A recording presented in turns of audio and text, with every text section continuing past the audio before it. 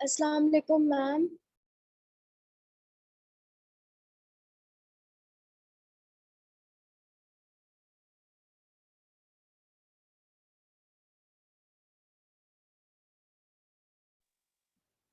जी वालेकुम सलाम बेटा।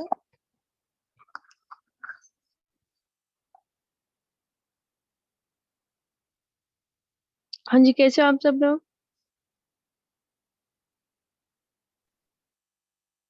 अल्हम्दुलिल्लाह मैम। हाँ जी, आपका कोई क्वेश्चन था?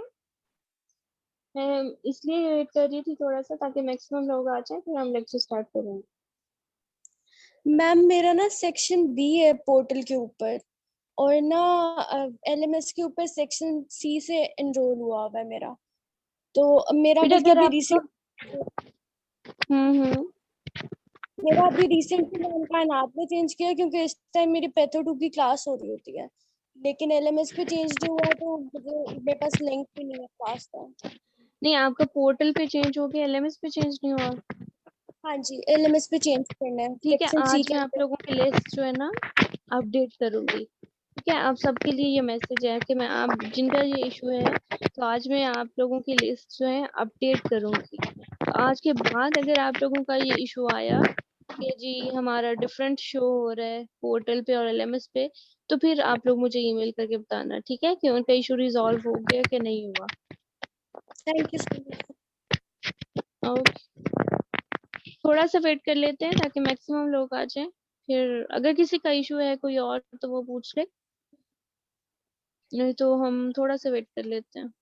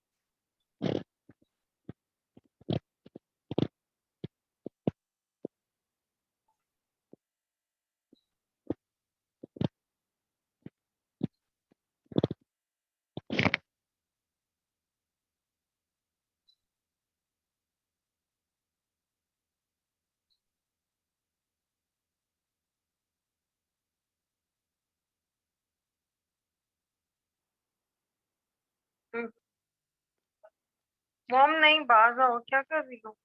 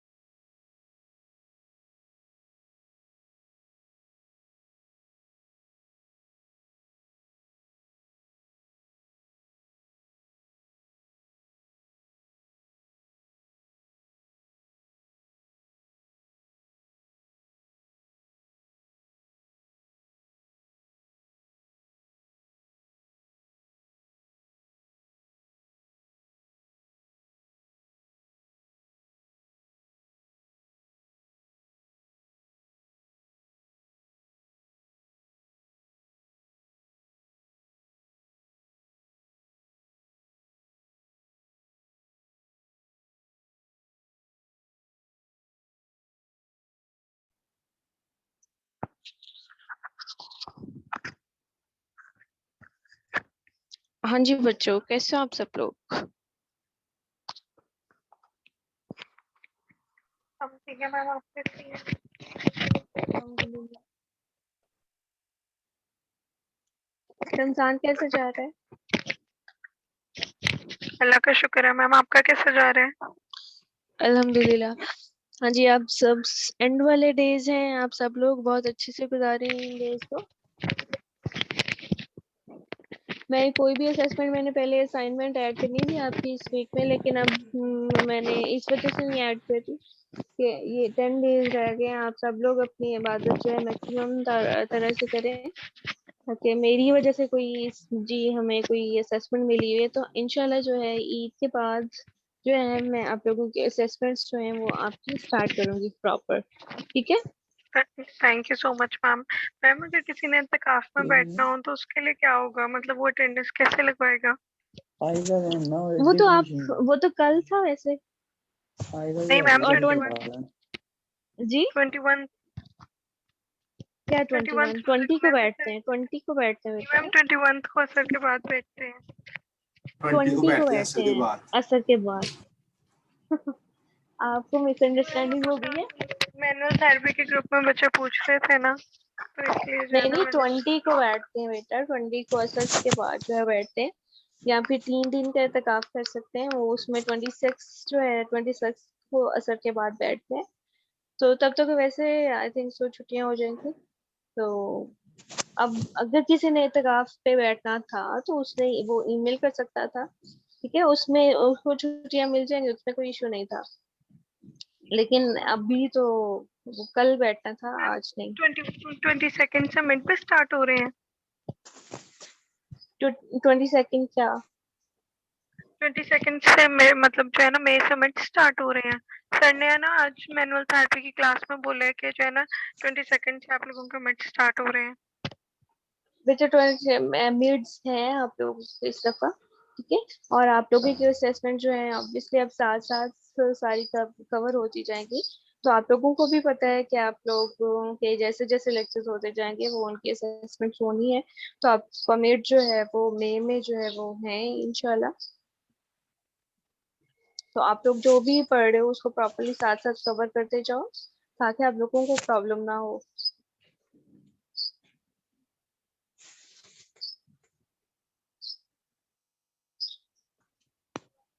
लास्ट टाइम आप लोगों के मिड्स नहीं थे, लेकिन इस दफा आप लोगों के मिड्स होंगे। 20% मिनिमम जो है, मिनिमम 20% जो है वो आपके मिड्स की वेटेज होगी, और 25% तक हो सकती है मैक्सिमम। मैम मेरे तो ऑनलाइन ही होंगे ना?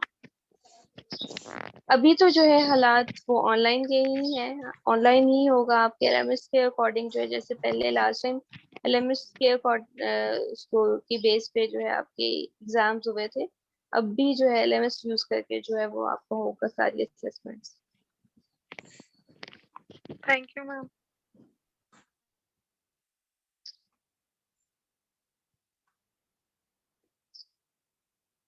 आप लोगों की जो वेटेज है, मैं आप लोगों को वेटेज भी बता देती हूँ, ठीक है, कि किस किस तरह से है आपका असेसमेंट प्लान क्या है। ठीक है, तो उसमें जो है आप लोगों का 20% तो मिड है, ठीक है।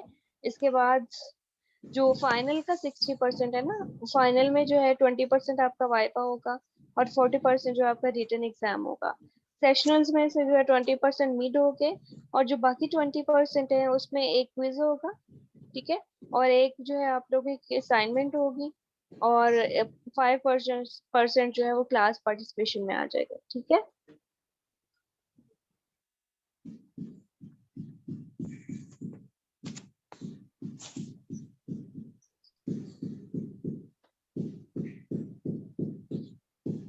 हाँ जी, लास्ट लेक्चर पढ़ा था आप लोगों ने, उसमें कोई प्रॉब्लम तो नहीं था? अगर कोई प्रॉब्लम है तो आप लोग पूछ सकते हैं। नो मैम, कुछ प्रॉब्लम नहीं।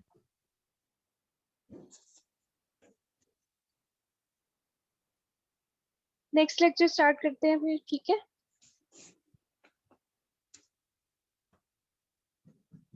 आप लोग सब सो रहे हो या उठे हुए हो? मैम उठे हुए हैं? नो नहीं नहीं उठे। रिस्पॉन्स। अच्छा, बाकी सब लोग 73 में से 2 लोग बोले। उठे हुए हैं मैम। मैम उठे हुए हैं। मैम उठे हुए हैं। उठे हुए मैम। हाँ, ओके।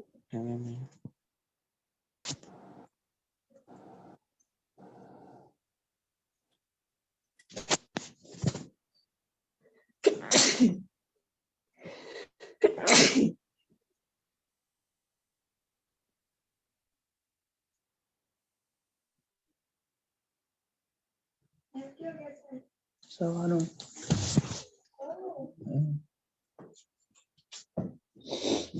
चार लाइट चली गई।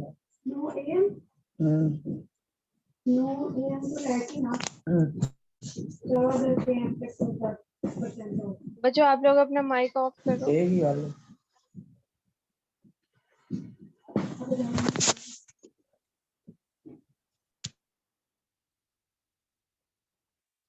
क्या तो लास्ट कोई प्रॉब्लम नहीं है, तो आज हमारा जो स्ट्रक्चर जो है टॉपिक है, it's about the gene structure and expression. ठीक है, लास्ट टाइम हमने जो पढ़ा था it's about the RNA structure, types of RNA और उनका जो है डिफरेंट फंक्शन, जो उसके डिफरेंट टाइप्स हैं उनके बारे में पढ़ा था। आज हमने जो पढ़ना है it's about the gene structure. ठीक है, जीन आप सबको पता होगा। हाँ जी, क्या होती है gene?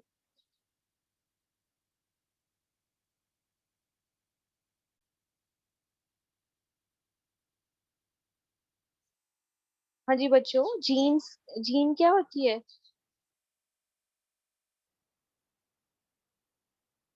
Ma'am, it is made up of DNA. It contains of DNA. और हेरिडिटी मटेरियल होता है। Yes, ma'am. Basically it's the basic unit of inheritance. ठीक है, डीएनए के अंदर जो है सारी जीन्स जो मिलके जो है वो डीएनए बनाती हैं। ठीक है, तो basically it's a basic unit of inheritance. तो हम हर जीन जो है एक दूसरे से वेरिएबल होती है ऑब्वियसली। उनका साइज, उनका स्ट्रक्चर जो है वो वेरिएबल होता है, लेकिन कुछ जो बेसिक स्ट्रक्चर है वो सेम होता है। बेसिक स्ट्रक्चर के मतलब उसमें जो है उसका प्रॉपर प्रोमोटर रीजन होता है, उसका जो है उसके बाद coding sequence, non coding sequence होते हैं, उसके बाद उसमें जो एंड के टर्मिनेटर रीजन होते हैं। तो आज हम उसका जो बेसिक स्ट्रक्चर है जीन का उसको डिस्कस करते हैं। तो इसमें जो है कुछ टर्मिनोलॉजीज हैं। पहले जीनोम। जीनोम हमने पढ़ा था लास्ट टाइम, क्या होता है जीनोम?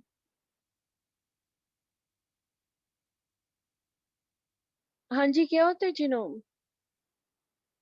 हम कंप्लीट जो जेनेटिक मटेरियल होता है किसी भी इंडिविजुअल का। जी, It complete consists of complete information of genetics. जी, कंप्लीट सेट ऑफ इंफॉर्मेशन, ये कंप्लीट सेट ऑफ जीन्स जो है एक ह्यूमन में या एक इंडिविजुअल में, उसको कलेक्टिवली जो है हम जीनोम कहते हैं। ठीक है, तो इस जीनोम से जितने भी आगे ट्रांसक्रिप्शन का प्रोसेस होगा, ट्रांसक्रिप्शन में क्या होता है? ट्रांसक्रिप्शन क्या होती है? डीएनए की कॉपीज में। डीएनए की कॉपीज नहीं, डीएनए से बेसिकली जो मैसेंजर आरएनए बनता है उसको मैम जब ट्रांसक्रिप्शन डीएनए से प्रोसेस आरएनए कहते की हैं। प्रोडक्शन होती है उसको ट्रांसक्रिप्शन ठीक है, प्रोसेस कहते हैं। जी जी, तो ये जो टोटल सेट ऑफ जितने भी मैसेंजर आरएनए बनते हैं फुल जीनोम से, उसको ट्रांसक्रिप्टोम कहते हैं। ठीक है, इसी तरह से प्रोटियोम, आगे जो है मैसेंजर आरएनए से जितनी भी प्रोटीन्स बनती हैं, set of total proteins of an individual by the genome of that individual is known as proteome. Gene basically is a basic physical and functional unit of inheritance. Specific sequence of DNA bases that encode instructions on how to make proteins. ठीक है, basically jeans में वो सारी information होती है ना, कि जो है हमारी कौन सी प्रोटीन उस जीन से बननी है और कौन सी नहीं बनेगी, और उसका सीक्वेंस क्या होगा, अमीनो एसिड सीक्वेंस क्या होगा। इसके अलावा जो है यूकैरियोट्स में gene has their coding sequence exons. हमने लास्ट लेक्चर में पढ़ा था कि जी हमारा जब हेटेरोजेनियस मैसेंजर आरएनए बनता है फ्रॉम द डीएनए, तो उसमें एक्सॉन्स रीजन भी होते हैं, कोडिंग सीक्वेंस भी होते हैं, और इसके अलावा इंट्रॉन्स रीजन भी होते हैं, नॉन कोडिंग सीक्वेंस भी होते हैं। आगे जो प्रोकैरियोट्स और यूकैरियोट्स के जीन स्ट्रक्चर जो वेरिएबल है। हाँ जी, प्रोकैरियोट्स और यूकैरियोट्स में क्या डिफरेंस है? मैम जो प्रोकैरियोट्स होते हैं ना, उनमें बैक्टीरियाज होते हैं, मींस के बैक्टीरिया होता है उसमें, ऑर्गेनिज्म, उसमें सेल का साइज भी स्मॉल होता है और उसके अंदर मेम्ब्रेन बाउंडेड न्यूक्लियाइज भी नहीं होते, उसके अंदर मेम्ब्रेन बाउंडेड ऑर्गेनेल्स भी नहीं होते, और डीएनए मटेरियल जो है ना वो एक पर्टिकुलरली मेम्ब्रेन में बाउंड नहीं होता, ओपनली जो है ना साइटोप्लाज्म में होता है। इसके अलावा प्रोकैरियोटिक सेल्स में फ्लैजुलम और इस तरह के एक्स्ट्रा पिलाई वगैरह इस तरह के स्ट्रक्चर्स देखे गए हैं। हाँ जी बिल्कुल, ठीक है। प्रोकैरियोट्स और यूकैरियोट्स जो है वो वेरिएबल होते हैं। प्रोकैरियोट्स, प्रो का मतलब होता है बिफोर, और कैरियोट्स का मतलब होता है बेसिकली न्यूक्लियस। तो इनमें ट्रू न्यूक्लियस नहीं होता। प्रोकैरियोट्स में सिंपलर ऑर्गेनिजम्स हैं, और इनमें न्यूक्लियस जो है मेम्ब्रेन बाउंडेड भी नहीं होता, मेम्ब्रेन बाउंडेड ऑर्गेनेलिस भी नहीं होती इसके सेल में, और जो है इसमें न्यूक्लियर जो है मेम्ब्रेन नहीं होती न्यूक्लियस के सराउंडिंग में, और वो साइटोप्लाज्म में वैसे ही पड़ा होता है। सो प्रोकैरियोट्स क्योंकि सिंपलर है और यूकैरियोट्स कॉम्प्लेक्स ऑर्गेनिज्म है, तो इनका जीन सीक्वेंस जो है, वो जीन स्ट्रक्चर जो है वो भी कॉम्प्लेक्स है, और प्रोकैरियोट्स में जो है सिंपल जीन स्ट्रक्चर है। तो प्रोकैरियोट्स में जो है सिंपल जीन स्ट्रक्चर है, स्मॉल जीनोम होता है इनका 0.5 to 10 मिलियन बेस पे। इसके अलावा इसमें जो है कोडिंग रीजन होता है, फिर मोटर एलिमेंट्स होते हैं, टर्मिनल रीजन फॉर टर्मिनेटर्स होते हैं, ठीक है। तो इसमें जो है बेसिकली सिंपलर जीन स्ट्रक्चर होता है।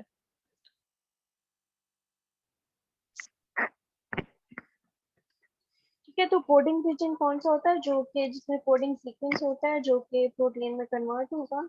इस कोडिंग सीक्वेंस के हमेशा जो स्टार्टिंग में जो है प्रमोटर रीजन होता है, उसके बाद कोडिंग सीक्वेंस होता है, और उसके बाद जो है टर्मिनेटर रीजन होता है। प्रमोटर रीजन जो है उसमें डिफरेंट सीक्वेंसेस होते हैं, ठीक है। और ये प्रमोटर रीजन जो बेसिकली जो है रिकग्निशन जीन, हर जीन की रिकग्निशन जो है वो कराती है, और रिकग्नाइज होके एक जीन जो है वो फिर आगे मैसेंजर आरएनए में कन्वर्ट होती है,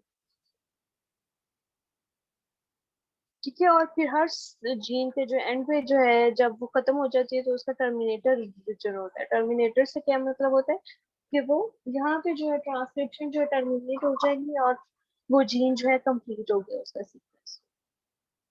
इसमें इंट्रॉन्स नहीं होते प्रोकैरियोट्स में। हमने लास्ट लेक्चर में पढ़ा था कि यूकैरियोट के जीन्स में जो है एक्सॉन्स भी होते हैं और इंट्रॉन्स भी होते हैं। तो ये जो प्रोकैरियोट्स है इनमें इंट्रॉन्स नहीं होते,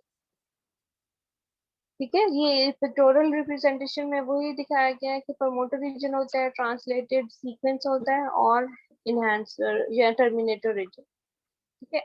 प्रमोटर रीजन में इसके अलावा हम उसको 5 UTR जो है या अनट्रांसक्राइब्ड रीजन कहते हैं, और 3N पे जो है 3N अनट्रांसक्राइब्ड रीजन होता है। ये दोनों रिमूव किए जाते हैं और ये जो है वो एक्सटेंड हो जाती है, इसकी कोडिंग सीक्वेंस इसके दरमियान में होता है। नीचे भी वही बात है कि जी कोडिंग सीक्वेंस होता है सेंटर में, उसके साथ उसका प्रमोटर रीजन होता है, और एक साइड पे जो है टर्मिनेटर रीजन होता है। और कोडिंग सीक्वेंस जो है बेसिकली वो चेंज होता है इनटू द प्रोटीन। जो प्रोमोटर और टर्मिनेटर रीजन होते हैं ना, वो ट्रांसक्राइब नहीं होते इनटू द प्रोटीन, वो हेल्प कराते हैं बेसिकली जीन की रिकग्निशन में और जीन की टर्मिनेशन में।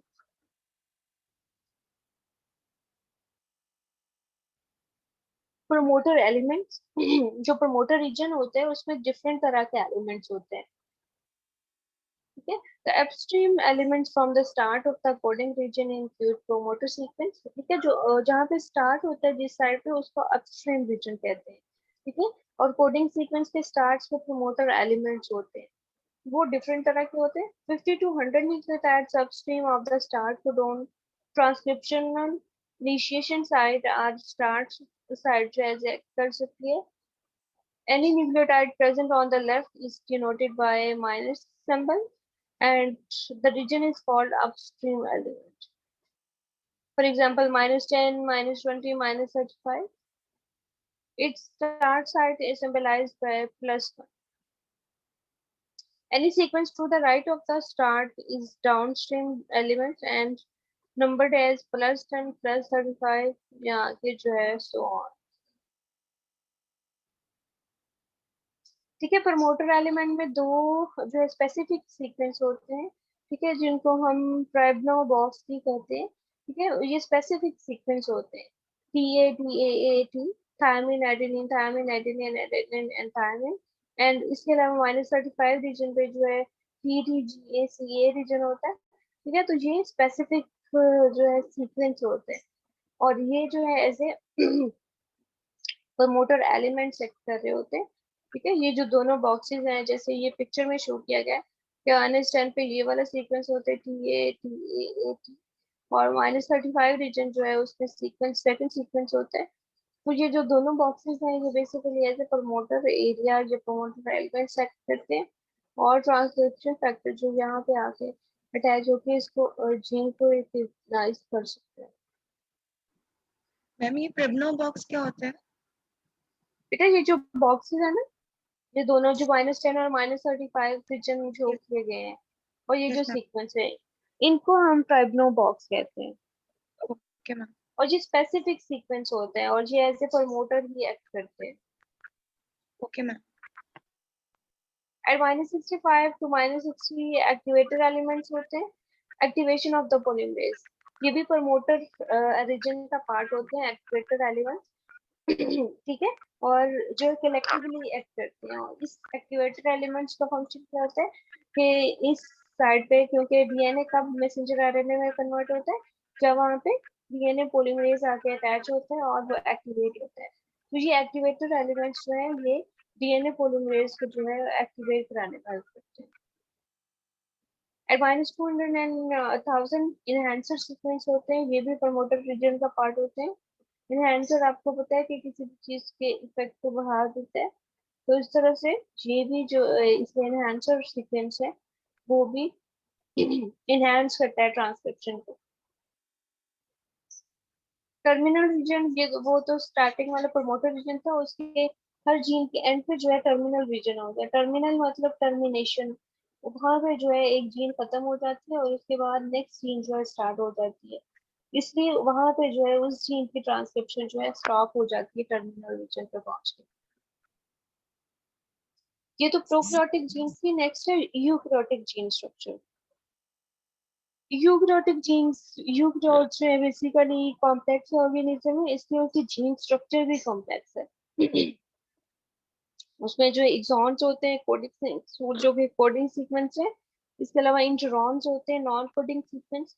प्रोमोटर सीक्वेंस ऐसे ही होता है जैसे जो है प्रोकैरियोट्स में होता है लेकिन इसमें ज्यादा कॉम्प्लेक्स होता है. इसके अलावा टर्मिनेटर सीक्वेंस भी होता है. इनहैंसर या फिर साइलेंसर्स जो हैं वो होते हैं. They are regulatory sequences which may be upstream or downstream, near or far from the gene. Signals जो है वो upstream sequence signal for addition of cap. ठीक है, इसके अपस्ट्रीम मतलब 5 एंड पे जो है कैप ऐड होती है और जो है 3 एंड पे जो है वो पोली ए टेल ऐड की जाती है. जैसे हमने लास्ट टाइम पढ़ा था जब हेटेरोजेनस मैसेंजर आरएनए बनता है तो उसमें कैप और टेल ऐड की जाती है. This is the structure of eukaryotic gene structure. जैसे हमने उसमें प्रिब्नो बॉक्स पढ़े थे, इसमें भी दो बॉक्सेस हैं जो कैसे प्रमोटर एलिमेंट सेट करते हैं. इसमें CAAT और TATA बॉक्स जो है ऐसे प्रिब्नो बॉक्स सेट कर रहे हैं. इसके साथ इसमें जो है ट्रांसक्रिप्शन इनिशिएशन जो है इनिशिएशन साइट होती है. इसके बाद जो है इनिशिएशन कोड होता है ATG. उसके साथ जो है वो जीन स्ट्रक्चर स्टार्ट हो जाते हैं जिसमें एक्सॉन्स कोडिंग सीक्वेंस होते हैं और इंट्रॉन्स नॉन कोडिंग सीक्वेंस होते हैं. और एक्सॉन्स और इंट्रॉन्स जो है इसके वेरिएबल नंबर प्रेजेंट होते हैं हर जीन में और ये डिपेंड करता है इसके कितने ये पार्ट्स में कितने नंबर्स में प्रेजेंट होंगे. डिपेंड करता है on the type of gene कि वो कितनी कॉम्प्लेक्स है.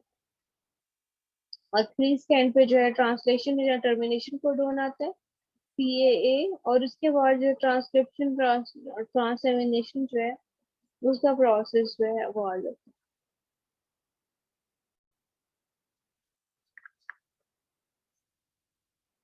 The gene is the sequence of chromosomal DNA that is required for the production of functional products. ठीक है, कि मतलब जीन से आगे उसकी स्पेसिफिक मैसेंजर आरएनए बन गया, फिर मैसेंजर आरएनए में जो इंफॉर्मेशन आई है उसके अकॉर्डिंग पॉलीपेप्टाइड चेन बनती है with the help of transfer RNA and ribosomal RNA. तो ये जितनी भी चीजें बनेगी उसके लिए जीन की ट्रांसक्रिप्शन जो है वो जरूरी है। इसके जो हम वन बाय वन पार्ट पढ़ते हैं। एक्सॉन्स के बारे में आप लोगों को पता है क्या होते हैं एक्सॉन्स? आप मुझे बताओगे ये सारी चीजें। एक्सॉन्स क्या होते हैं? एक्सॉन्स कोडिंग सीक्वेंसेस होती है जिन्होंने फर्दर आगे मतलब मैसेंजर आरएनए बनाना होता है और आगे उन्होंने प्रोटीन में कन्वर्ट होना होता है। हाँ जी, एक्सॉन्स जो है कोडिंग सीक्वेंस होते हैं जो कि कोड हो सकते हैं into the messenger RNA. They can be transcribed and translate coding for the amino acids in the polypeptide chain. और ये जो है वेरी नंबर हो सकते हैं sequence and helping from one two another. Introns जो है वो नॉन कोडिंग सीक्वेंस होते हैं, ठीक है। ये ट्रांसक्राइब तो होते हैं लेकिन जो है ट्रांसलेट नहीं होते, प्रोटीन में कन्वर्ट नहीं होते, ठीक है। ये भी वेरिएबल होते हैं सीक्वेंस में, नंबर में और लेंथ में, और जो है from one gene to another gene. लेकिन इंट्रॉन्स की एक चीज जो है वो कॉमन होती है कि इसके 5 एंड पे हमेशा जीटी सीक्वेंस होगा और 3 एंड पे जो है एजी सीक्वेंस होता है। इस तरह से इंट्रॉन्स जो है वो रिकग्नाइज कर लिए जाते हैं जीन के अंदर। So this is the non coding sequence. Promoters उसी तरह से जैसे हमने प्रोकैरियोट्स में बात की है कि वो प्रमोट करते हैं या वहां पे जो है रिकग्निशन साइड एक्ट करते हैं। Sequence of DNA nucleotide upstream of the initial base of transcription control individual gene expression, ठीक है। प्रोमोटर्स में आगे 2 एलिमेंट्स हमने पढ़े थे कि टाटा उसमें ट्रिप्नो बॉक्स जो है TA एक बॉक्स होता है और CAT बॉक्स होता है, और ये इनकी जो है नंबर ऑफ न्यूक्लियोटाइड्स वेरिएबल हो सकते हैं, और इनका बेसिकली फंक्शन जो है कि these together with general transcription factors are responsible for binding of the enzyme, कि इनके साथ जो है बाकी ये एलिमेंट्स के साथ अटैच होते हैं और फिर जो है हमारा ट्रांसक्रिप्शन प्रोसेस इस पे अटैच होगा, ट्रांसक्रिप्शन फैक्टर्स इस पे अटैच होंगे, तो फिर जो है जीन की जो है वो ट्रांसक्रिप्शन स्टार्ट होगी।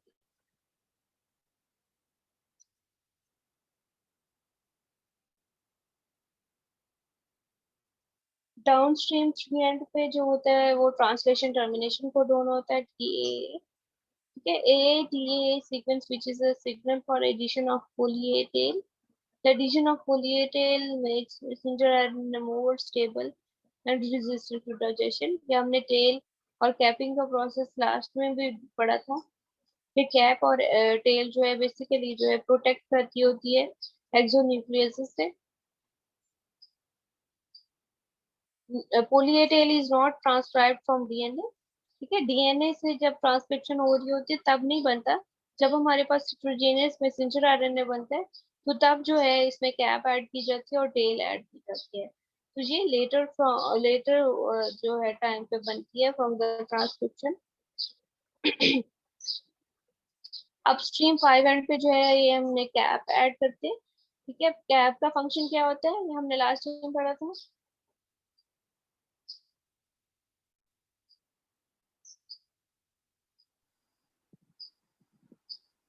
हम ट्रांसलेशन प्रोसेस स्टार्ट करवाने के लिए के ट्रांसलेशन प्रोसेस को जो है बेसिकली स्टार्ट कराना और सेकंड मैसेंजर आरएनए को जो है वो प्रोटेक्ट करना फ्रॉम द एक्सटर्नल एंजाइम्स।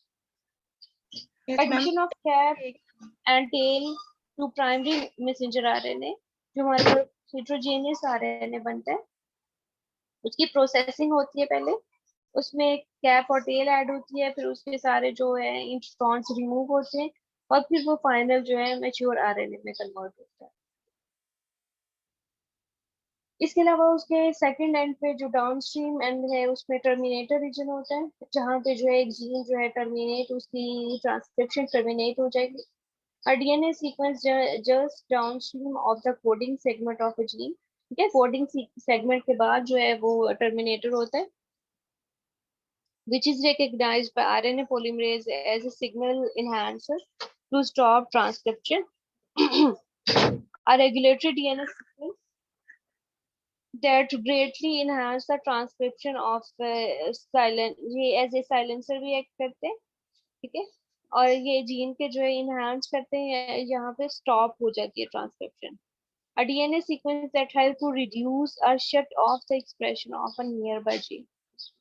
ठीक है, मतलब जहाँ ट्रांसक्रिप्शन जब कंप्लीट हो जाती है एक जीन की, तो उसके एंड पे जो है टर्मिनेटर रीजन होता है, जो basically as a silencer act करता है, और वहाँ पे जो है ट्रांसक्रिप्शन जो है वो शट ऑफ हो जाती है, खत्म हो जाती है. यूकैरियोटिक प्रोमोटर्स जो है इनका भी जो है, जैसे हमने प्रोकैरियोट्स में प्रोमोटर रीजन पढ़ा है, ये भी बिल्कुल वैसे, लेकिन इनका सीक्वेंस चेंज होते हैं और ये कॉम्प्लेक्स सीक्वेंस होते हैं एज कम्पेयर टू प्रोकैरियोट्स. तो इसमें भी गोल्डबर्ग, हॉगिन्स जहाँ पे TA लोकेटेड होते हैं at the 3-3 region, additional region at 100 and 200, possible distant region acting as enhancer और साइलेंसर्स जो है वो भी प्रेजेंट होते हैं लार्जर साइज में.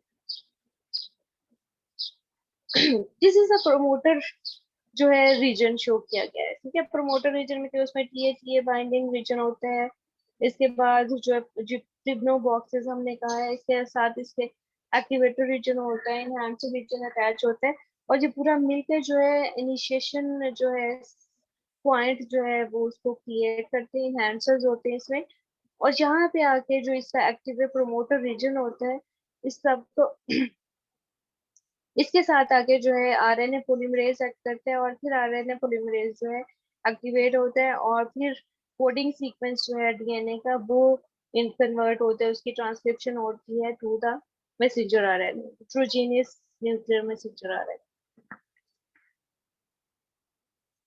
Exons and introns are numbered in the 5 to 3 direction of the coding strand. ठीक है, मतलब इनके नंबर्स जो हैं वो डिफरेंट होते हैं, और इनके नंबर्स जो हैं वो डिपेंड करेंगे on the each of the gene. Both exons and introns are transcribed into a precursor messenger RNA, जिसको हम heterogeneous nuclear messenger RNA भी कह रहे थे, या फिर इसको प्राइमरी ट्रांसक्रिप्ट भी कहा जाता है. The first and the last exons usually contain sequence that are not translated. ठीक है, उसको हम untranslated region कहते हैं. जो 5 एंड पे होगा, जो ट्रांसलेट नहीं होता, उसको 5 untranslated region कहते हैं, और जो 3 एंड पे होगा उसको 3 untranslated region कहा जाता है.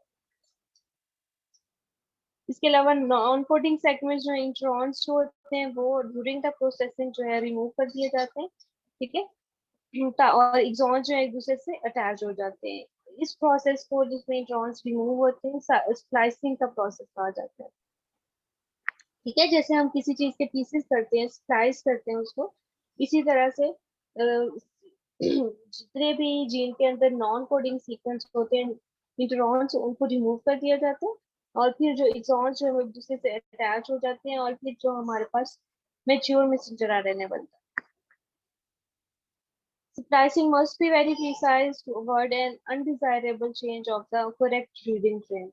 ठीक है, मतलब ये प्रॉपर होनी चाहिए, ये अगर प्रॉपर नहीं होगी तो जी उसमें जो प्रॉब्लम आ सकता है कि जीन का जो है वो स्ट्रक्चर जो है वो डिफरेंट हो सकते हैं, और उसके अकॉर्डिंग एबनॉर्मल प्रोटीन बन सकती है. इंट्रॉन्स ऑलवेज, हमने ये पहले देखा है कि इंट्रॉन्स जो है हमेशा उनमें स्टार्ट में और एंड पे एक स्पेसिफिक सीक्वेंस होता है, तो उसमें 5 एंड पे GT रीजन होता है और 3 एंड पे AG रीजन होता है. इस तरह से इंट्रॉन्स इजीली जो है वो डिटेक्ट कर लिए जाते हैं और उनको जो है रिमूव कर दिया जाता है.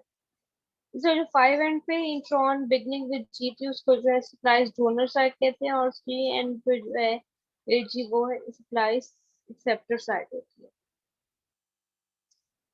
Mature messenger RNA is modified at the 5 end of by addition of stabilizing structure cap. ठीक है, मतलब जब हमारे पास हेटेरोजेनियस आता है मैसेंजर RNA, तो उसके बाद उसकी प्रोसेसिंग स्टार्ट होती है. प्रोसेसिंग की जो है पहले तो ट्रिमिंग होती है. ट्रिमिंग में जो हमारा अनट्रांसलेटेड रीजन होता है उसको रिमूव करते हैं, उसके बाद कैप ऐड होती है, उसके बाद उसमें 3 एंड पे पोली A टेल ऐड की जाती है, और उसके बाद जो है स्प्लाइसिंग का प्रोसेस होता है. तो ये सारे जो है ये मैसेंजर RNA मॉडिफिकेशन जो है मॉडिफिकेशन है, ये प्रोसेसिंग है. ये डीएनए ऊपर शो किया गया, जीन को शो किया गया स्ट्रक्चर, ठीक है। जीन के 5 एंड पे जो हमने बात की थी कि एक अनट्रांसलेटेड रीजन होता है, उसके बाद एक्सॉन इंट्रॉन जो है वो होते हैं, और एक्सॉन इंट्रॉन नंबर जो है वेरिएबल हो सकते हैं अकॉर्डिंग टू द जीन, और इंट्रॉन हमेशा जीटी से शुरू होता है और एजी पे जो है एंड होता है और 3 एंड पे जो है टर्मिनेटेड रीजन होता है और 3 अनट्रांसलेटेड रीजन होता है। उसके बाद उससे आरएनए बनता है। आरएनए में जो है वो कोडिंग और नॉन कोडिंग सीक्वेंस दोनों तरह के हो सकते हैं, और फिर जो है वो आरएनए उसमें कैप ऐड की जाती है और टेल ऐड की जाती है, और इंट्रॉन्स जो है वो रिमूव कर दिए जाते हैं। आरएनए मॉडिफिकेशन से वही शो की गई है कि उसमें क्या क्या प्रोसेस होते हैं। जब हमारी डीएनए से जीन एक्सप्रेस होती है, वो हेटेरोजीनियस मैसेंजर आरएनए की फॉर्म में आती है, तो उसमें सबसे पहले ट्रिमिंग होती है। ट्रिमिंग में हम रिमूविंग 5 अनट्रांसलेटेड रीजन और 3 अनट्रांसलेटेड रीजन। उसके बाद कैपिंग होती है, कैप ऐड की जाती है 5 एंड पे, टेल ऐड की जाती है 3 एंड पे। इसके अलावा स्प्लाइसिंग की जाती है। स्प्लाइसिंग मतलब जो हमने देखा है कि इंट्रॉन्स जो है वो रिमूव कर दिए जाते हैं और एक्सॉन्स जो है वो एक दूसरे से अटैच हो जाते हैं। तो ये हमारे पास फाइनल या मैच्योर आरएनए जो है बन जाएगा। ये मैच्योर आरएनए जो है राइबोसोम तक जाएगा, वहां में मैसेज देगा, और फिर उसके अकॉर्डिंग ट्रांसफर आरएनए जितने भी अमीनो एसिड चाहिए इस प्रोटीन के लिए वो राइबोसोम तक लेके आएगा और प्रोटीन फॉर्मेशन जो है वो स्टार्ट हो जाएगा। This is the same sequence, उसको शो किया गया है कि क्या क्या चीजें होती हैं। मतलब न्यूक्लियस में जो जीन थी वो की मैसेंजर आरएनए में कन्वर्ट हुई, वहां पे फिर उसकी ट्रिमिंग हुई, अनट्रांसलेटेड रीजन रिमूव हुए, फिर कैप ऐड हुई, फिर टेल ऐड हुई, फिर जो है इंट्रॉन्स जितने थे वो रिमूव हो गए, एक्सॉन्स एक दूसरे से अटैच हो गए, और ये जो है हमारे पास मेच्योर मैसेंजर आरएनए में कन्वर्ट हो गया। फिर मेच्योर मैसेंजर आरएनए जो है न्यूक्लियस से साइटोप्लाज्म में आता है राइबोसोम्स तक, और राइबोसोम्स में जो है ये प्रोटीन बनना शुरू होता है।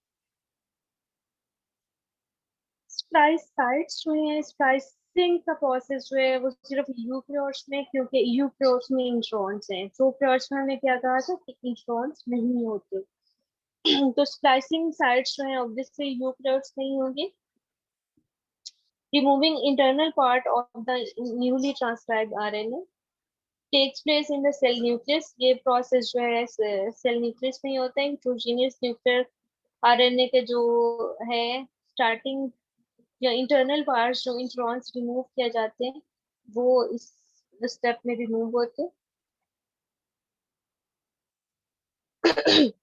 नेक्स्ट जो है वो ये तो जीन एक्सप्रेशन की बात होगी। Next gene code, genetic code, ठीक है। जो मैसेंजर आरएनए बना उसमें जो इंफॉर्मेशन आती है उसमें हमने देखा था कि वो कोडोन की फॉर्म में आती है, और एक कोडोन जो है वो एक अमीनो एसिड के लिए रिक्वायर होता है, या एक अमीनो एसिड के लिए एक से ज्यादा कोडोन्स की भी जरूरत होती है। तो मैसेंजर आरएनए पे जिस फॉर्म में मैसेज आता है वो कोडोन की फॉर्म में होता है।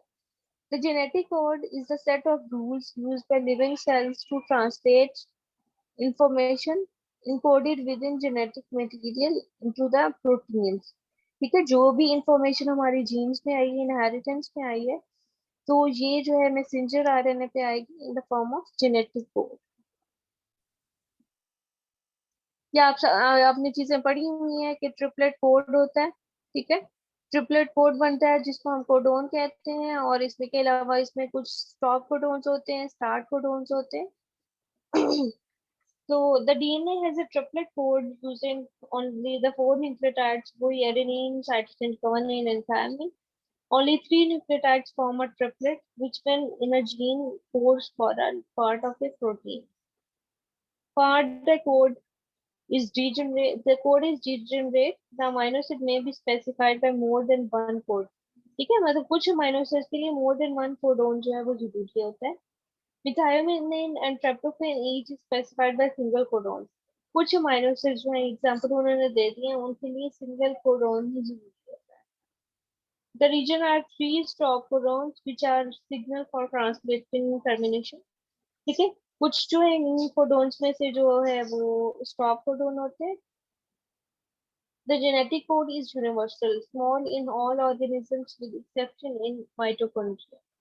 ठीक है, तो जेनेटिक कोड जो होता है वो यूनिवर्सल होता है, सब में जो है एक ही तरह से कोड जो है वो कोड किया जाता है in the form of codons. ये वही प्रोसेस दिखाया गया है कि किस तरह से जीन जो है एक्सप्रेस होती है और प्रोटीन में कन्वर्ट होती है। सबसे ऊपर जो है जीन इन डीएनए, ठीक है, डीएनए की फॉर्म में जो जीन शो होती है, कि उसमें प्रॉपर सीक्वेंस होता है, कोडिंग सीक्वेंस। फिर ये जो इंफॉर्मेशन होती है कॉपी होती है into the form of messenger RNA, और कोडोन की फॉर्म में होती है। कोडोन क्या होते हैं? 3 जो न्यूक्लियोटाइड्स का जो है वो मिलके एक कोडोन बनाते हैं, एक कोड बनाते हैं। फिर ये जो इंफॉर्मेशन होती है मैसेंजर आरएनए की, ये हमने क्या कहा था कि ट्रांसफर आरएनए पे एंटीकोडोन में जो है वो कॉपी की जाती है। एंटीकोडोन जो होते हैं वो ऑपोजिट या कम्प्लीमेंट्री सीक्वेंस होता है टू द मैसेंजर आरएनए। ये ट्रांसफर आरएनए जो है, जो उसके ऊपर इंफॉर्मेशन आई है बाय द मैसेंजर आरएनए, उस इंफॉर्मेशन को यूज करके वो स्पेसिफिक अमाइनो एसिड्स लेके आएगा टू द राइबोसोम, और राइबोसोम उन अमाइनो एसिड को अटैच करके जो हमारी स्पेसिफिक प्रोटीन बनने के लिए मैसेज आया था फ्रॉम द जीन, वो हमारी प्रोटीन जो है बनाना स्टार्ट कर देंगे। So this is the gene expression, this is a process of ways of steps of gene expression. Excuse me ma'am, ma'am वो जो लास्ट स्लाइड में ट्रिप्टोफैन और मेथिओनिन वाला पॉइंट था वो दोबारा रिपीट कर दें। बेटा इसमें मैंने बात की थी कि कुछ अमाइनो एसिड्स होते हैं उनको जो करने के लिए एक से ज्यादा कोडोन्स की जरूरत होती है, ठीक है, और कुछ यस जो मैम। अमाइनो एसिड्स हैं उनके सिग्नल के लिए एक कोडोन ही काफी होता है। इसकी एग्जांपल थी मेथिओनिन एंड ट्रिप्टोफैन, ठीक है जिनको एक कोडोन होगा तो वो जो है कोड हो जाएंगे। मैम। ठीक है, तो ये हमारा लेक्चर है, इसमें कोई क्वेश्चन है आप लोग तो पूछ लो। ओ मैम बहुत इजी लेक्चर है। इजी था तो इसको अच्छे से पढ़ भी लेना ताकि आप लोगों को कॉन्सेप्ट्स जो है क्लियर हो जाए, ठीक है, और आप लोगों को प्रॉब्लम ना हो। मैंने आप जो है यही चीजें हैं कि आप लोगों के ईद के बाद असेसमेंट जो है वो 1 बाय 1 स्टार्ट हो जाएगी, और आपके जो है मई में जो है एंड ऑफ द मई आप लोगों के मिड टर्म्स भी आ जाने हैं। तो अपनी जो आप लोग लेक्चर्स पढ़ रहे हो उसको साथ साथ कवर करते जाओ, ठीक है। Yes ma'am. Okay ma'am. Ma'am वैसे क्विज का आप कितना सिलेबस देंगे, कितने लेक्चर्स होंगे? क्विज जो है हम उस फिर कर लेंगे फाइनल, ऑब्वियसली उसमें 5 6 6 7 लेक्चर जो है वो रखेंगे ऐड, ताकि फिर वो आप लोगों की तैयारी भी हो जाए, आप लोगों के मिड टर्म की भी। Okay ma'am. वो मैं इंशाल्लाह जो है अभी ईद के बाद हम आते हैं तो आपकी जो है वो असेसमेंट्स जो है वो मैं स्टार्ट करूंगी। वैसे ये सेमेस्टर छोटा होगा ना, क्योंकि टाइम वैसे भी कम है।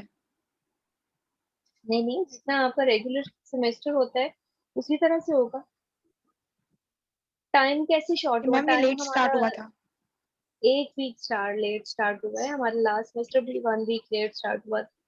इसमें आपके सारे जो हैं एक वीक लेट स्टार्ट हुआ है, ठीक है, टाइम शॉर्ट नहीं है। आप ऑब्वियसली एंड पे जो है 1 वीक आगे चला जाएगा।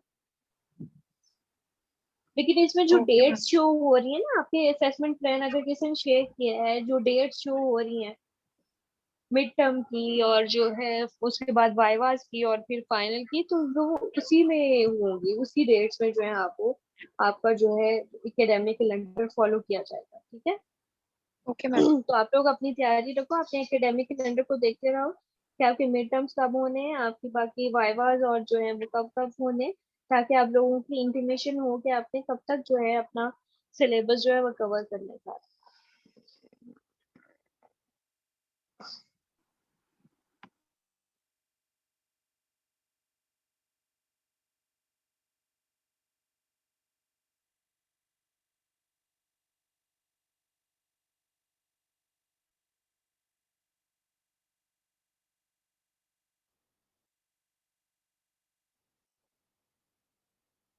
हाँ जी बच्चों, कोई क्वेश्चन है? No ma'am. No ma'am. बाकी जिन बच्चों का वही इशू आ रहा है कि जी हमें शो नहीं हो रहा जी, और कुछ शो हो रहा है, हम पोर्टल पे और हैं और एलएमएस पे नहीं शो हो रहा है, तो आज आपकी लिस्ट अपडेट कर दूंगी मैं। आज के बाद अगर किसी का इशू हुआ तो वो मुझे काइंडली ईमेल कर देना ताकि उसके इशू को भी रिजॉल्व करें, क्योंकि बाद में जो है अगर आपकी असेसमेंट स्टार्ट हो जाएंगी तो आपकी उसको अपने सेक्शन के अकॉर्डिंग नहीं होगी, तो इसलिए सबका इशू जो है वो रिजॉल्व हो जाना चाहिए। और कुछ 4 बच्चे ऐसे थे जिनका इशू वो अभी उनको पोर्टल पे बी सेक्शन ही शो हो रहा है। आप में कोई ऐसा बच्चा है उसको पोर्टल पे बी सेक्शन शो हो रहा है? अच्छा, उन चारों को मैं पोर्टल पे देखूं, उनसे कांटेक्ट भी करूंगी। अगर कोई ऐसा बच्चा आप लोगों में है जिसको पोर्टल पे बी सेक्शन शो हो रहा है, क्योंकि बी सेक्शन तो अब रहा ही नहीं, तो अगर उसको पोर्टल पे बी सेक्शन शो हो रहा है तो वो इस वजह से है।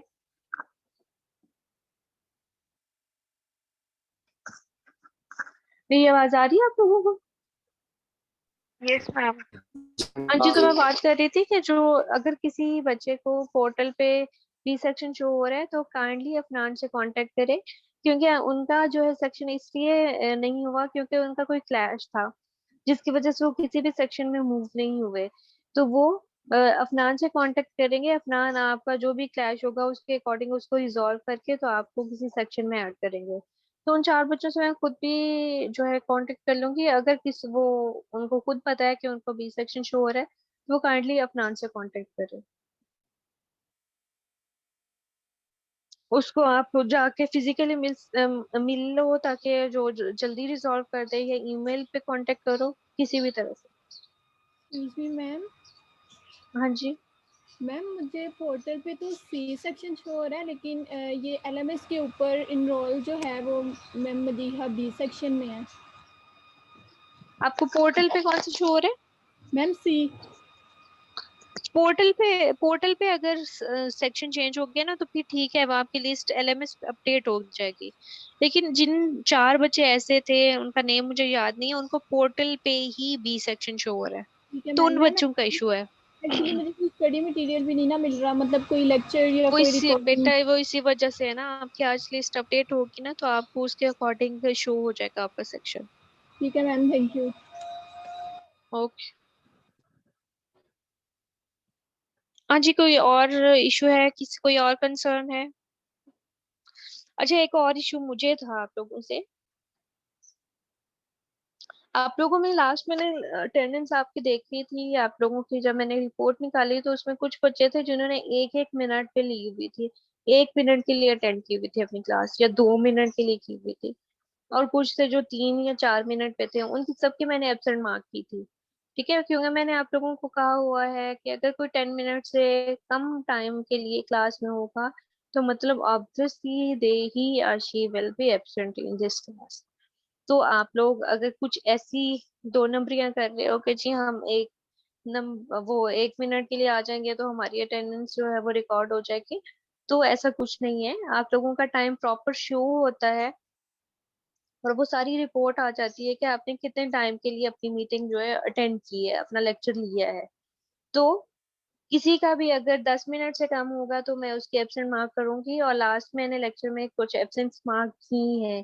अगर आपको लग रहा है कि जी आपने लिया था और आपके एब्सेंट मार्क हुई है तो दैट इज द रीजन कि आपका जो टाइम था वो 1 मिनट था या 2 मिनट था, या इससे कोई 3-4 मिनट तक गया हुआ था।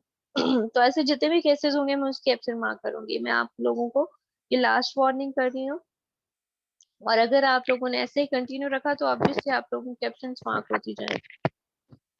एक्सक्यूज मी मैम, मेरी लास्ट क्लास की एब्सेंट लगी हुई है लेकिन मेरा सेक्शन स्वैप हुआ था। सेक्शंस जो है ऑब्वियसली उनका जो इशू हुआ आज, जो उसके सेक्शन को ये इशू रिजॉल्व होता है तो फिर वो उसके अकॉर्डिंग अपने सेक्शन में ही क्लास लेंगे, तो ही उनकी अटेंडेंस मार्क्स हुआ करेगी ऑब्वियसली।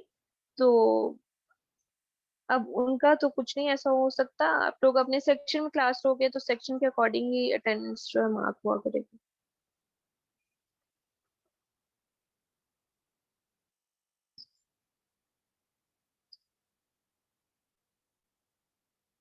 चलिए ठीक है, फिर अपना ख्याल रखिएगा आप सब लोग, अच्छे से रमजान गुजारिएगा। 10 लास्ट 10 डेज रह गए हैं, अच्छे से इबादत करके, और मुझे भी अपनी दुआओं में याद रखना।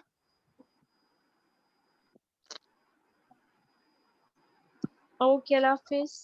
अल्लाह हाफिज मैम। ओके मैम, अल्लाह हाफिज।